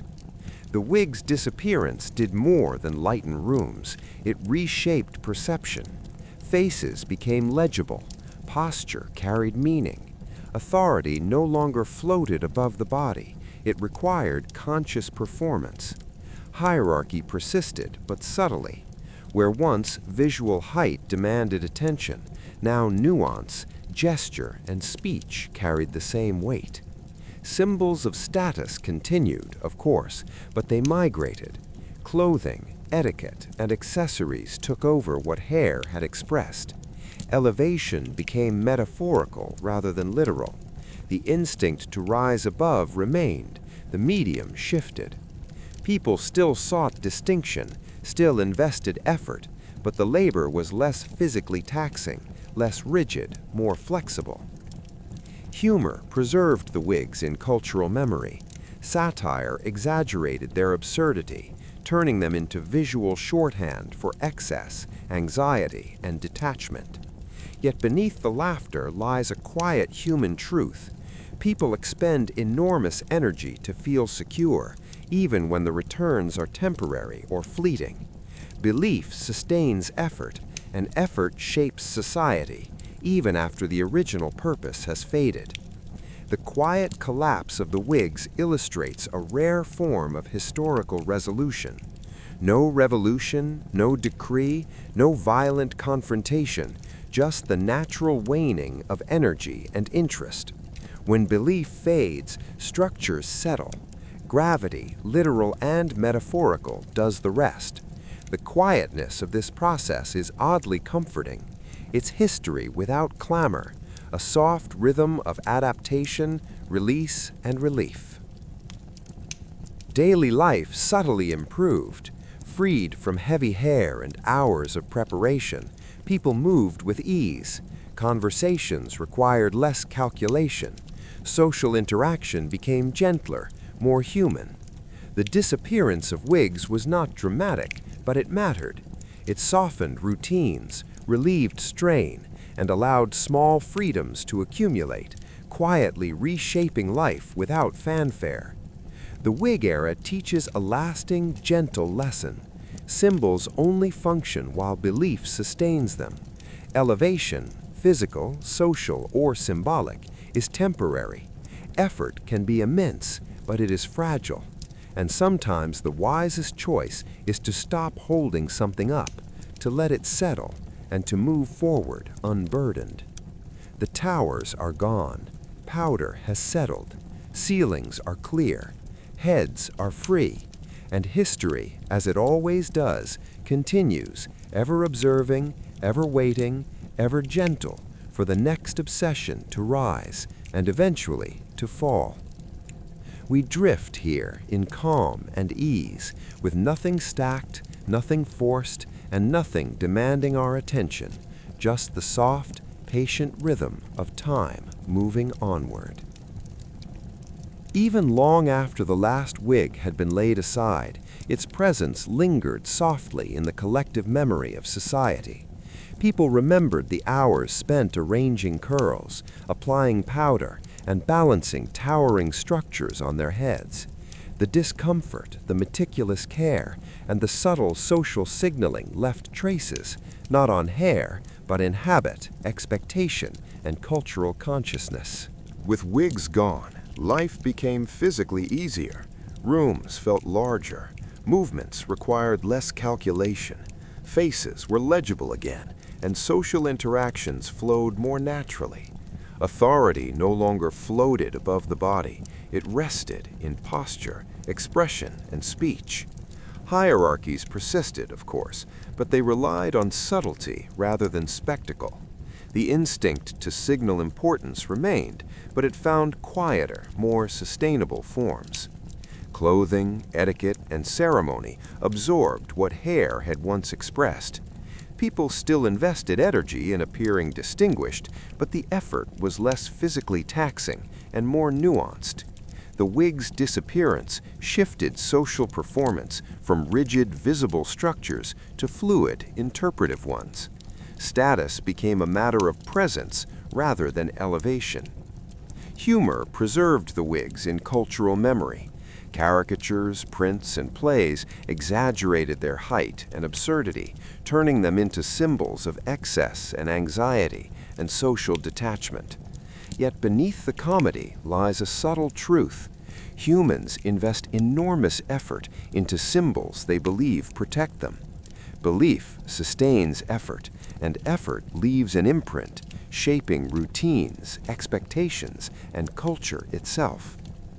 The collapse of wigs illustrates a rare kind of historical resolution, quiet, unforced, and almost imperceptible. No edicts or revolutions were required. People simply ceased to invest in the effort, and gravity, literal and metaphorical, did the rest. The result was relief, subtle and palpable, a soft recalibration rather than dramatic upheaval.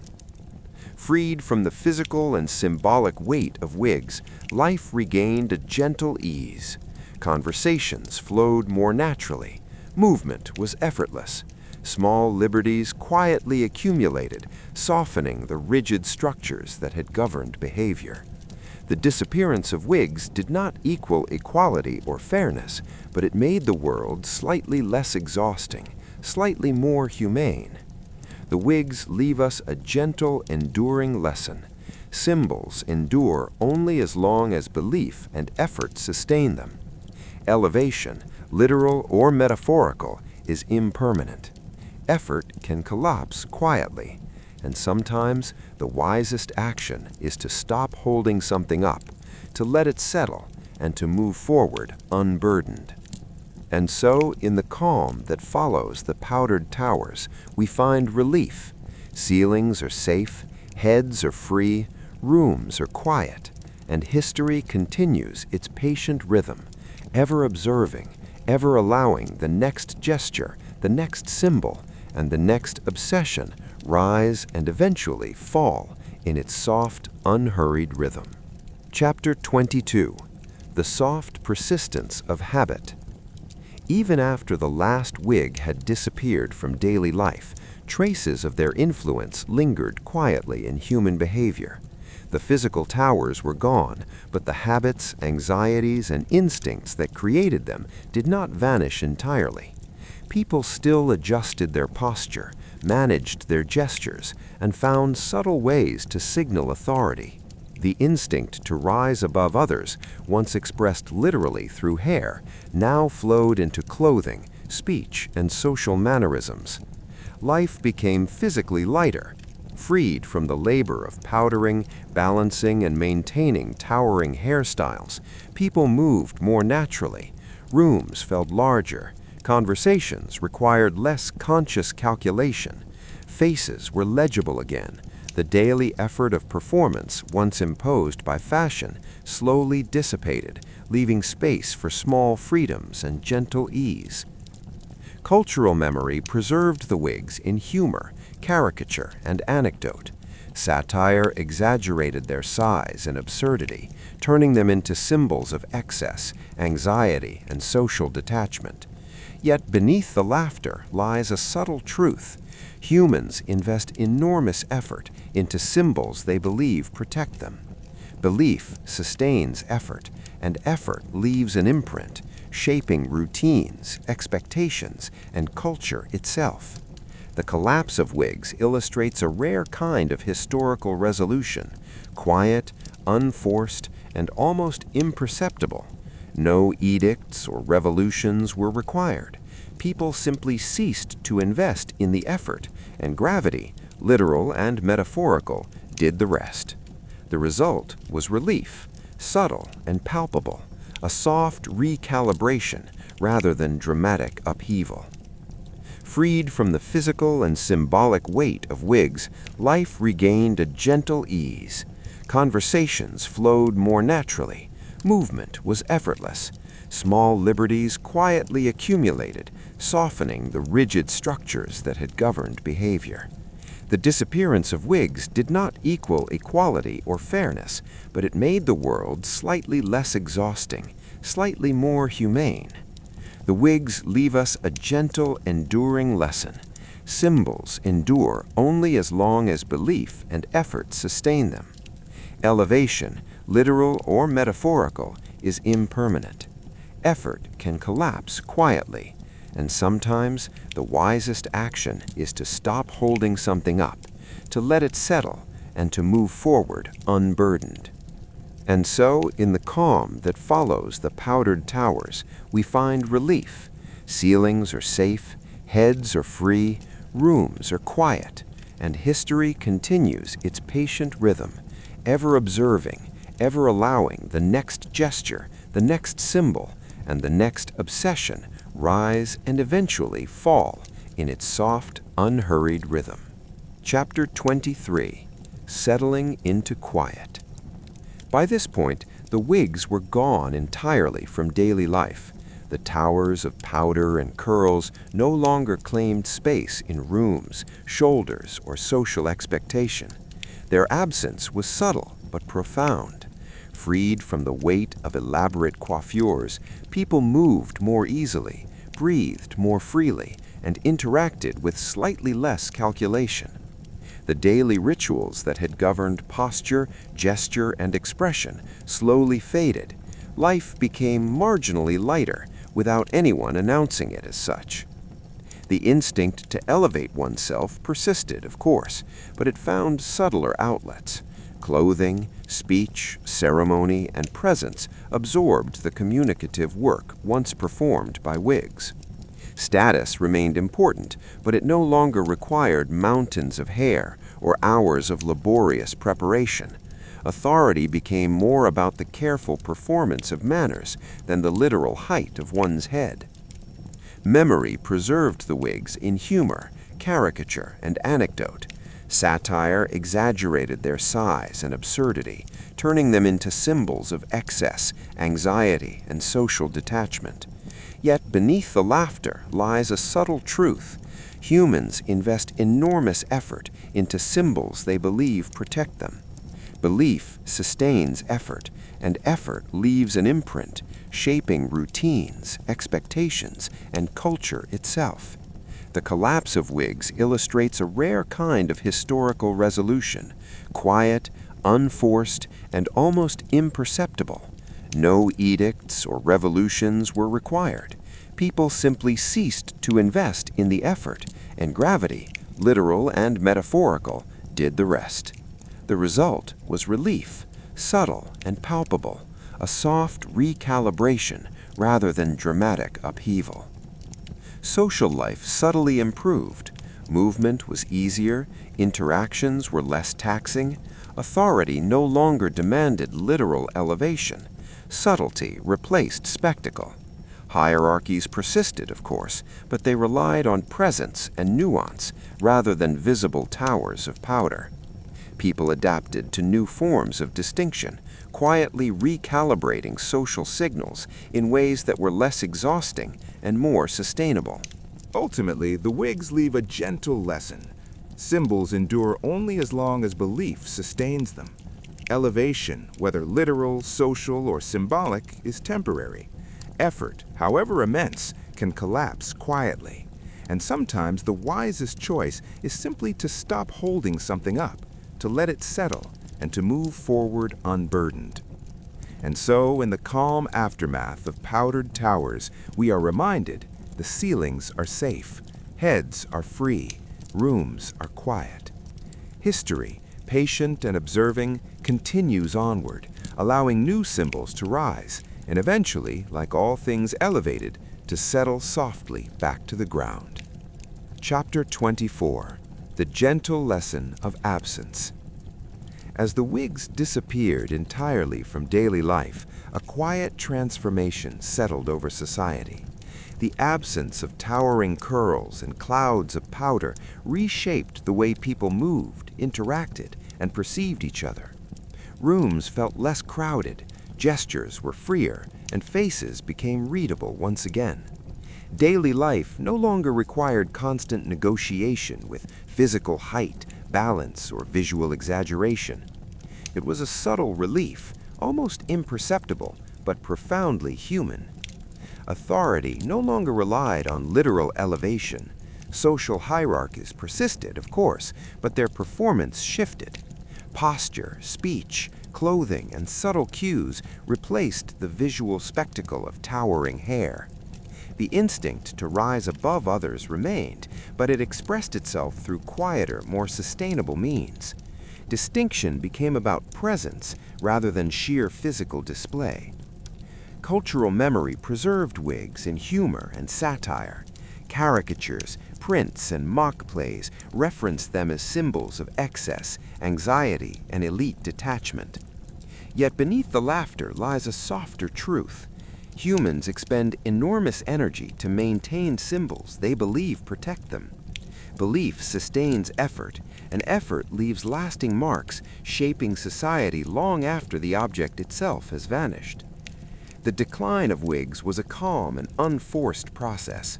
No decree outlawed them, no revolution toppled them. Interest waned, belief faded, and gravity, both literal and metaphorical, took over. This quiet collapse illustrates a rare pattern in history, resolution achieved not through conflict, but through the gentle erosion of effort. Life, freed from the daily burden of elaborate hair, became subtly easier. Conversations flowed naturally, movement was effortless. The room, once cluttered with powdered towers, now felt open.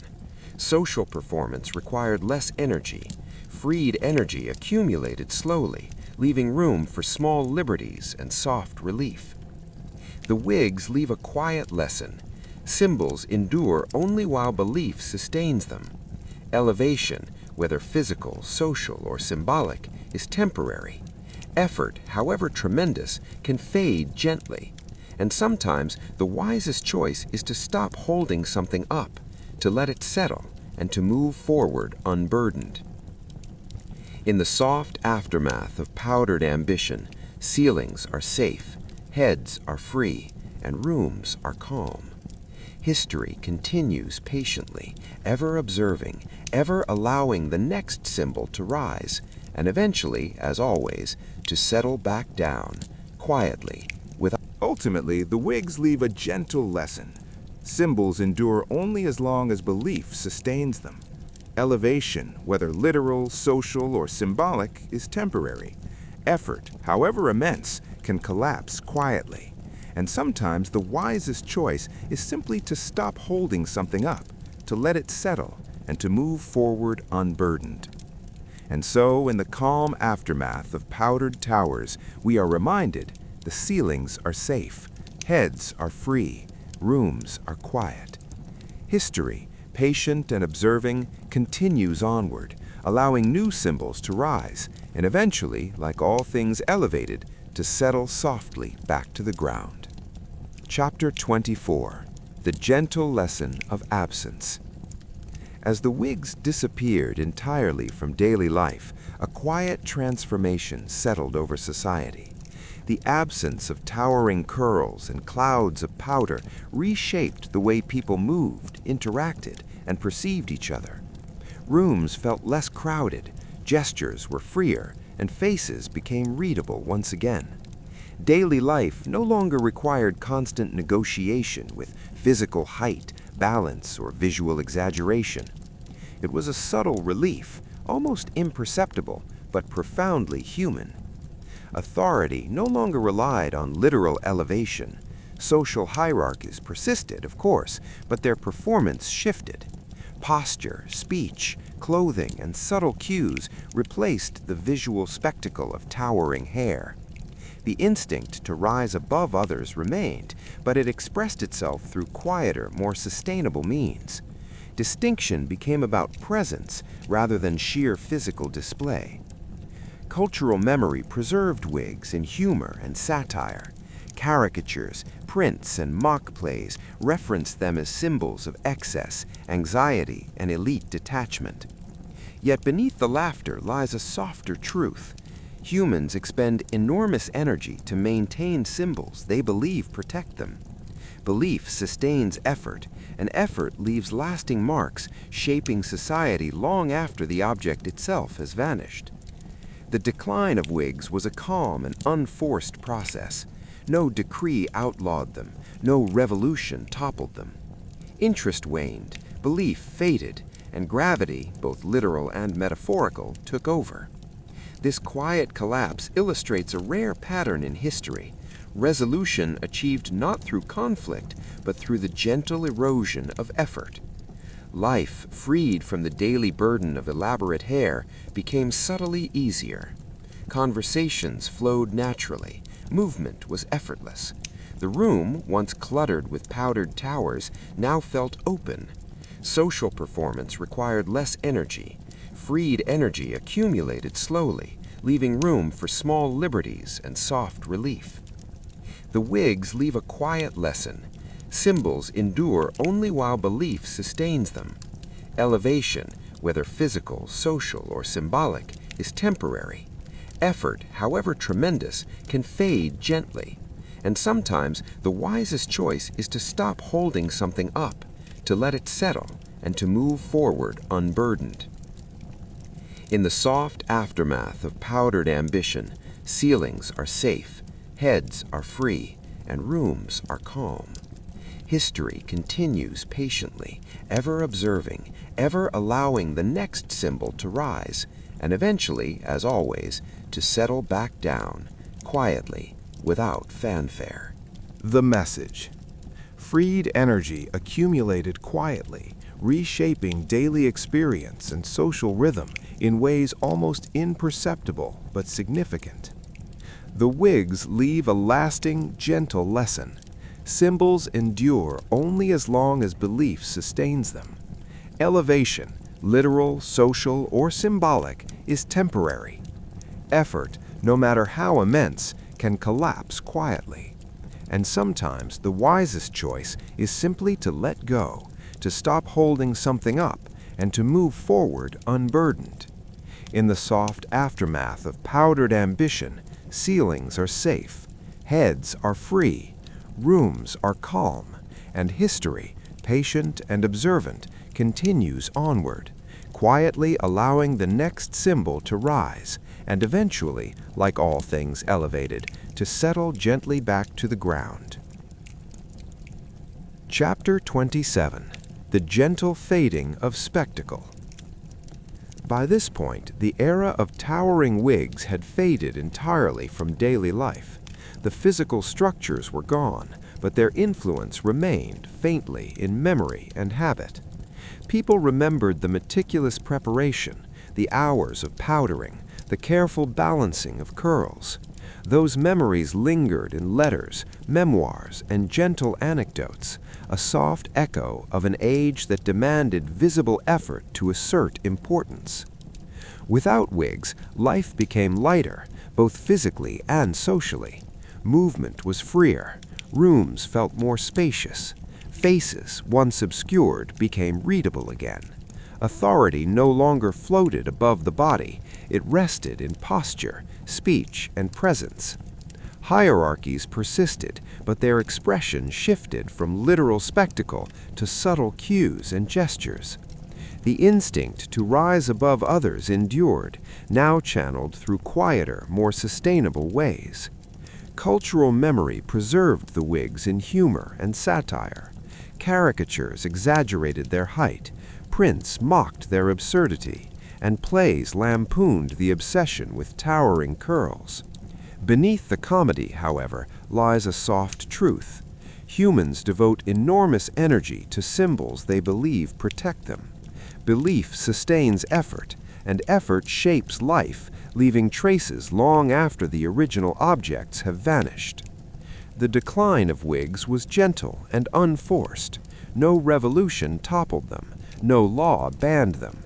Interest faded, belief waned, and gravity, literal and metaphorical, did the rest. The result was subtle relief, a quiet recalibration of daily life rather than dramatic upheaval. Freed from the weight of powdered towers, life became easier. Conversations flowed naturally. Movements required less effort. Effort once dedicated to appearances could be applied elsewhere, allowing small liberties to accumulate and subtly reshape social life. Life was softer, quieter, and slightly more humane. The wigs leave a gentle lesson. Symbols exist only while belief sustains them. Elevation, whether literal, social, or symbolic, is temporary. Effort, however great, can collapse quietly. And sometimes the wisest choice is simply to stop holding something up, to let it settle, and to move forward unburdened. Chapter 28. The Soft Imprint of Vanished Towers.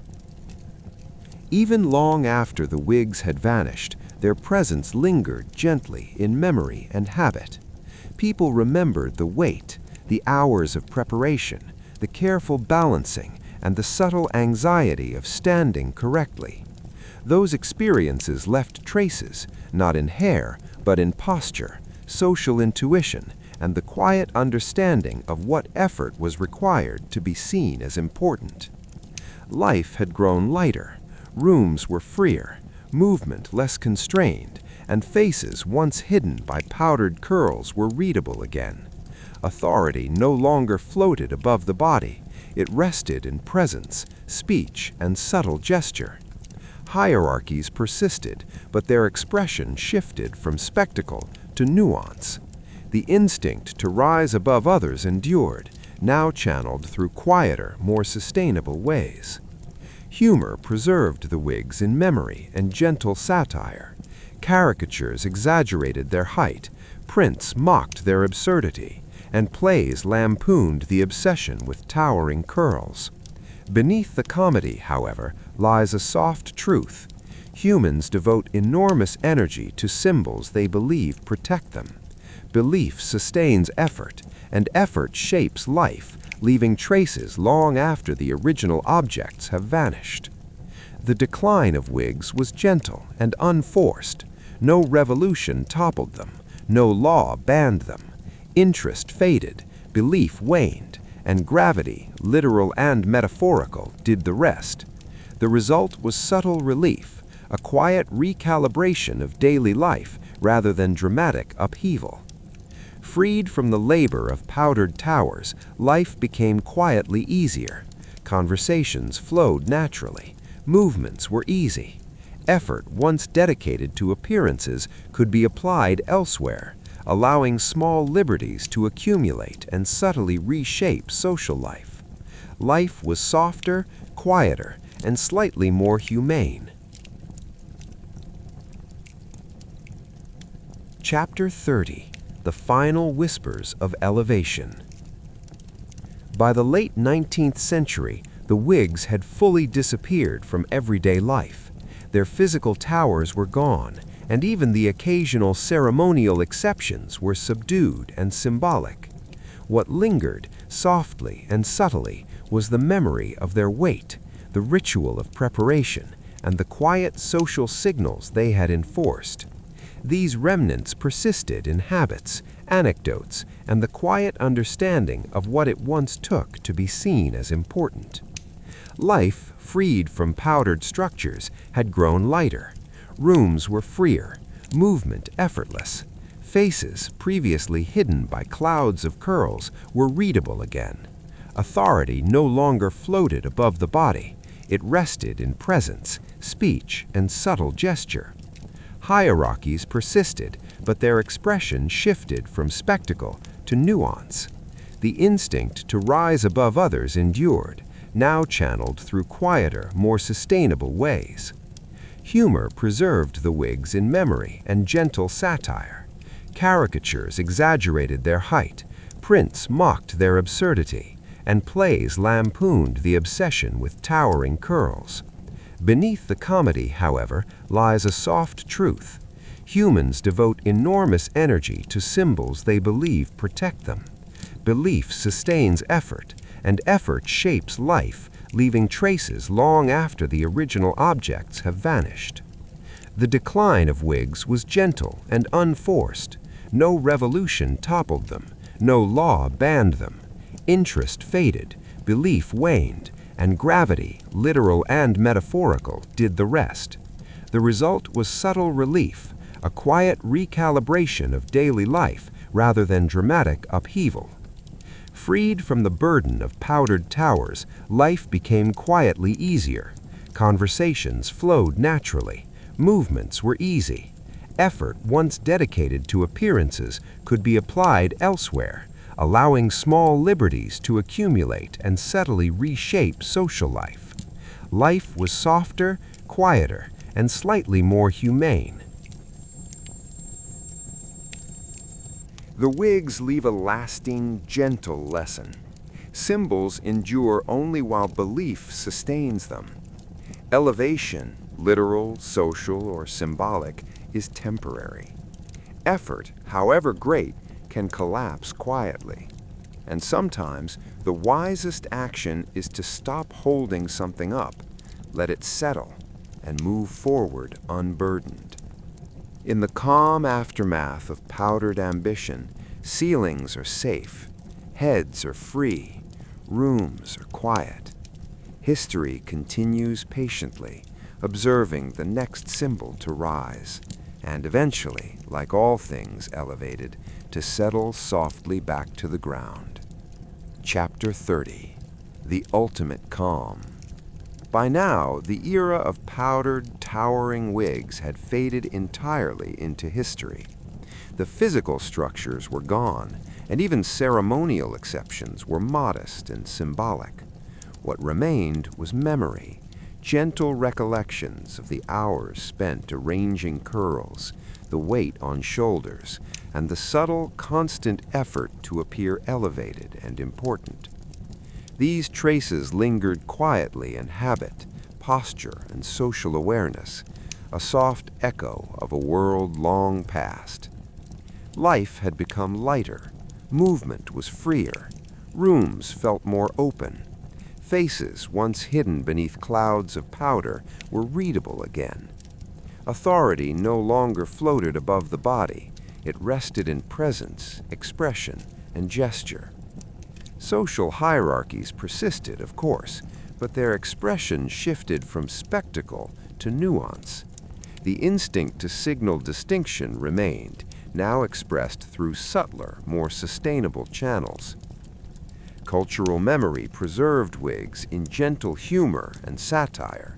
Caricatures exaggerated their height, prints mocked the absurdity, plays lampooned obsession. Beneath the comedy, however, lies a quiet truth. Humans devote remarkable energy to symbols they believe protect them. Belief sustains effort, and effort shapes society long after the objects themselves have vanished. The decline of wigs was calm and unforced. No revolution toppled them, no decree banned them. Interest waned, belief faded. Gravity, literal and metaphorical, did the rest. The result was relief, subtle and almost imperceptible, a soft recalibration of life rather than dramatic upheaval. Freed from the labor of towering hair, daily life gained ease. Conversations flowed naturally. Movements became effortless. Energy once devoted to appearances could be applied elsewhere, allowing small liberties to accumulate and quietly reshape social life.